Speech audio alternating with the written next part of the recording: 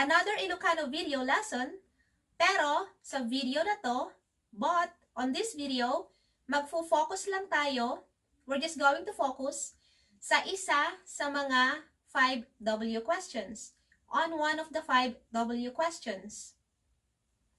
At ito ay and this is, why? O sa Tagalog or in Tagalog, bakit?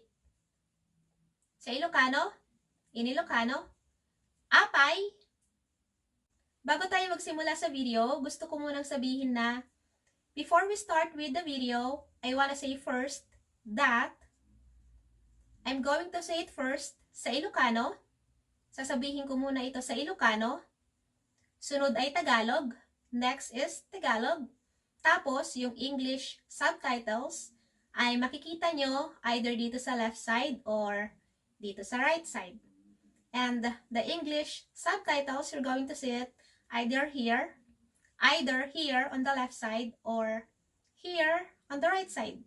Una, sa ating commonly asked Ilocano why questions ay, first on our commonly asked Ilocano questions is, apay adadtoy kapay?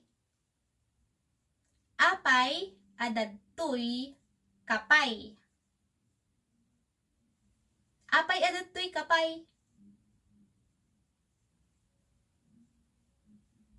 Bakit andito ka pa? Bakit andito ka pa? Why are you still here? Itong isang ito ay para sa kung ano man na ang mahal. This one is for something that is too expensive. Apay nagngina. Apay nagngina. Sa Tagalog, bakit ang mahal? Kagaya nung parol, ang mahal. Just like the Christmas lantern, it's so expensive. Pangatlo, third one, apay sad saludsudem. Apay sad sa lud sudem. Bakit tinatanong mo? Bakit tinatanong mo? If, just in case, you wanna ask, why is he asking or why is she asking? Bakit tinatanong niya? Halimbawa, laman na, bakit tinatanong niya at hindi mo? Bakit tinatanong niya? Why is he asking or why is she asking? Ang sasabihin naman ay, apay sad saludsudan na. Apay sad saludsudan na. Bakit niya tinatanong? In Tagalog, bakit niya tinatanong? So, yung nilagay natin na sa Ilocano, saka dun sa sadsaludsudum, na wala na yung M sa huli, at pinalitan na natin ng N. Tapos yung na, apay sadsaludsudan na. Bakit tinatanong niya?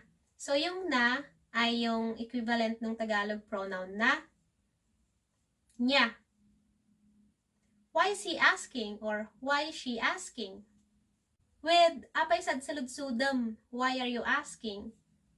We change the letter M to N and it became sad saludsudan plus the pronoun na, which is equivalent of the Tagalog pronoun niya for he or she. So, if you wanna ask, why is she asking? Or why is he asking? Apay sad saludsudan na. At idagdag ko na rin, and I might as well add, kung halimbawa, gusto mong itanong na, bakit tinatanong nila? And just in case you wanna ask, why are they asking? Ngayon, hindi na, bakit tinatanong niya? Now, it's not, why is she asking or why is he asking? And you wanna ask, why are they asking? Bakit tinatanong nila? Sa Tagalog. Apay sad saludsudan da. Apay sadsaludsudan da.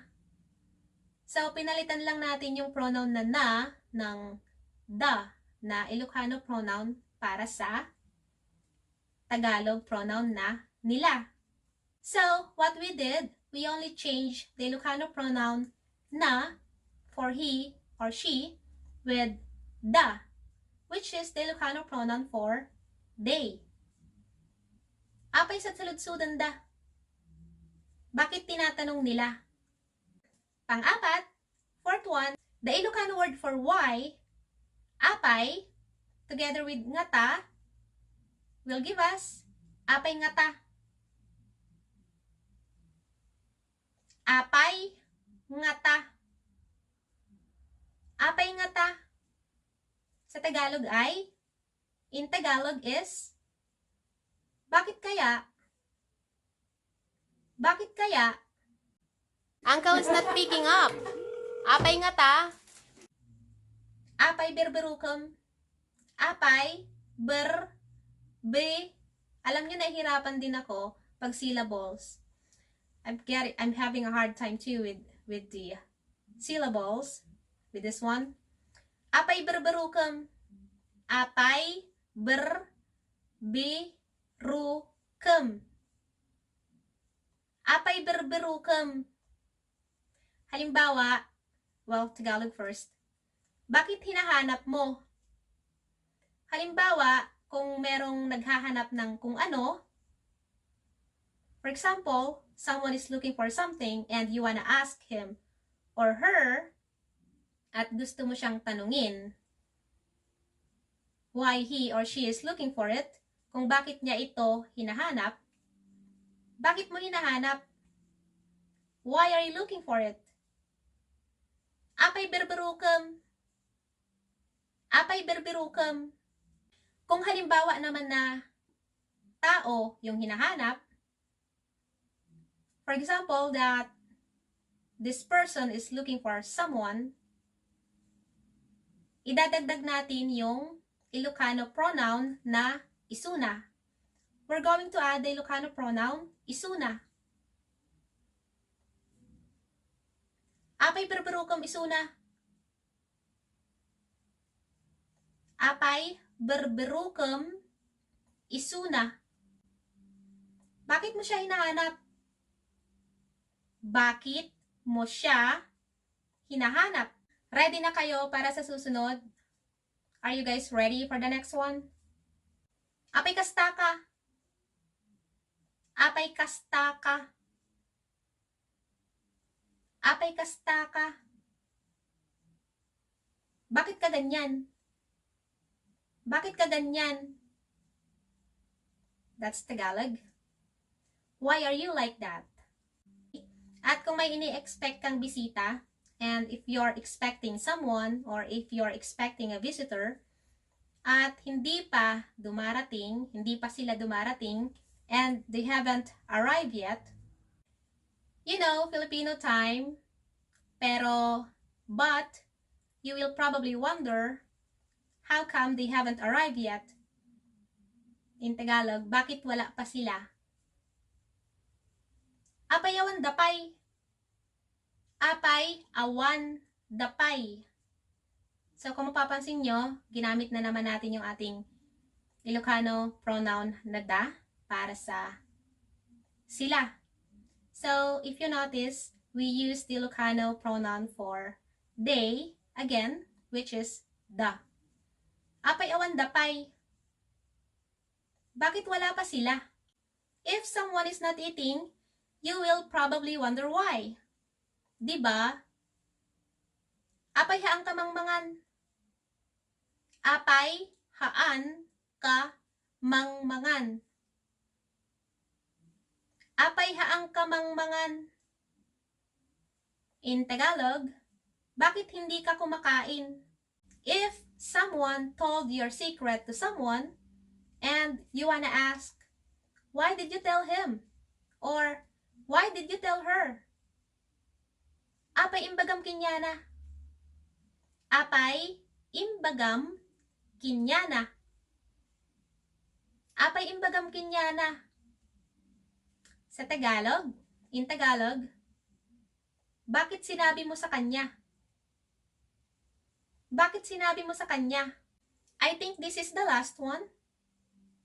Apay tatakalaeng. Apay tatakalaeng. Apay tatakalaeng. In Tagalog, bakit ngayon ka lang? Bakit ngayon ka lang? So, the Tagalog word lang in Ilocano is laeng.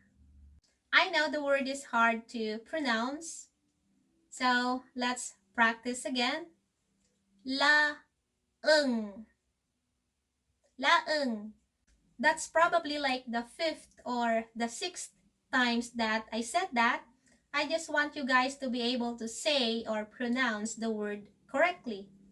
Same reason why I said or pronounce words and phrases I would say yes too slow is for total beginners. And of course, I want you guys to be able to get the right pronunciation. So, ayan lang para sa ating Ilocano video lesson. So, that's all for our Ilocano video lesson.